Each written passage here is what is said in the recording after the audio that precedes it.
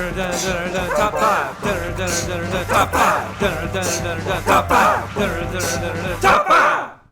What is going on, YouTubeverse? John Stanek from Johnny Radio here, bringing you another Top 5 on this beautiful Top 5 Friday. Couldn't be more excited than to be talking to you about the top 5 drummers of all time. Last week, I did top 5 guitarists of all time, and the week before that, I did the top 5 vocalists of all time. So I was on a roll. I figured I had to keep up with this, and hey, let's do it. So at my number 5...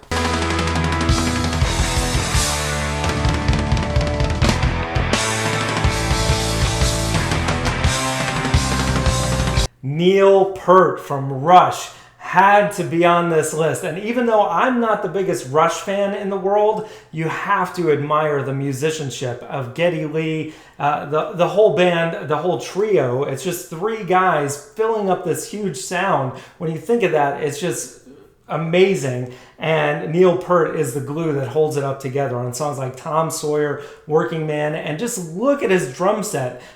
So many drums, and I guarantee you he uses every single one of them. And you know, in the movie I Love You Man, one of my favorite comedies, I love it when the guys are just doing basically their version of a Neil Peart drum solo.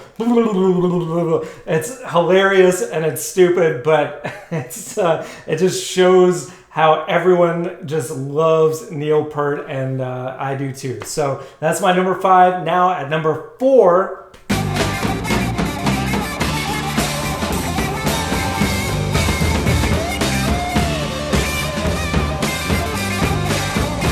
Ginger Baker from Cream, another power trio. I'm sensing a little thing here going on with trios, but seriously, Baker, man, with Eric Clapton and Jack Bruce playing off of those guys and inspiring them. I mean, on songs like Crossroads, the live version of that, when he's just so in it and then goes straight into that last verse just perfectly.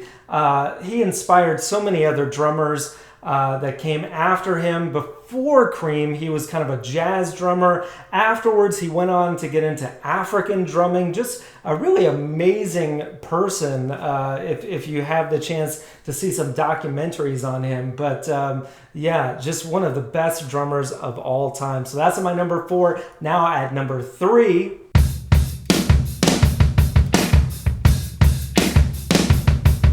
Dave Grohl, of not just one power trio, but of 2, Nirvana and Them Crooked Vultures later, and of course of Foo Fighters fame, but he doesn't play the drums in that band. But man, you know, just Nirvana alone, he was such an integral part of taking Cobain's verse, chorus, verse, big and loud, keeping it simple, but also just adding these really distinct fills. It was almost like he had melodies on the drums, if that makes sense. And then with Them Crooked Vultures years later, which I hope they do that band again down the road, just incredible. I mean, the dude is, you know, just watch him play 23 minutes of his own song called Play, where he's playing all the instruments. Just an amazing musician, and such a cool dude, period. A guy you'd want to go have a beer with. It's got to be on your top 5. So that was at my number 3. Now at number 2...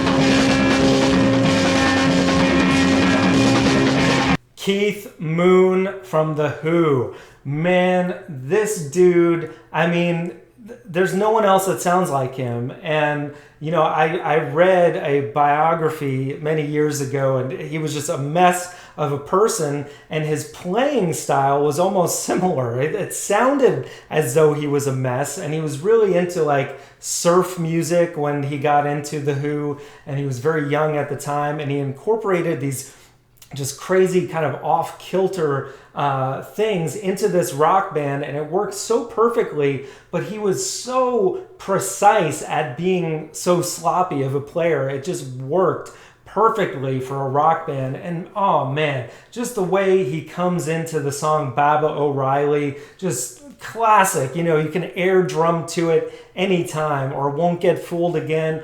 The list goes on and on. For me personally, I think the opening of the album Tommy, the overture, what he does on there is just mesmerizing. And of course, The Who, just one of the best rock bands, period. All four of them were amazing in their own right, but you've just got to have this guy on your list. So that's at my number 2. Now at number 1...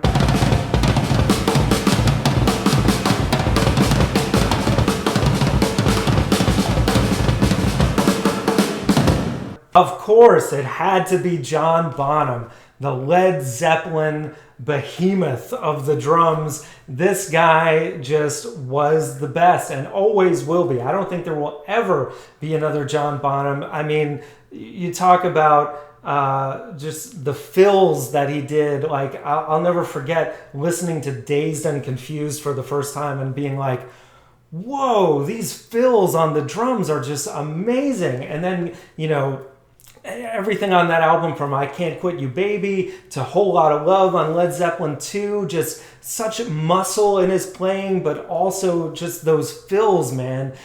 Mixing the jazz, the rock, the blues, all the best worlds together. And then you've got, of course, When the Levee Breaks, that huge sound that could never be replicated. Of course, he has that natural reverb that he had in the studio, that he played in the stairwell. You've got Kashmir. If you haven't seen the live version at Nebworth, check that out. His solos at the end are just insane.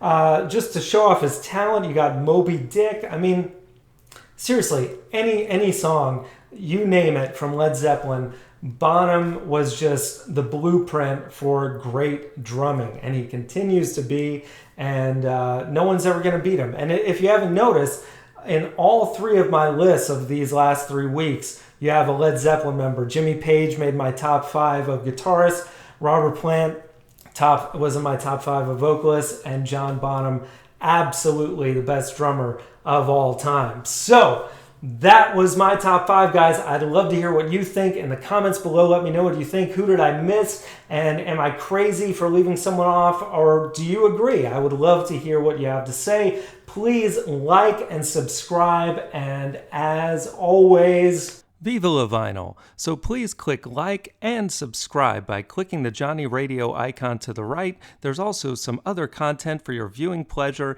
Thanks so much for watching, and I'll see you soon.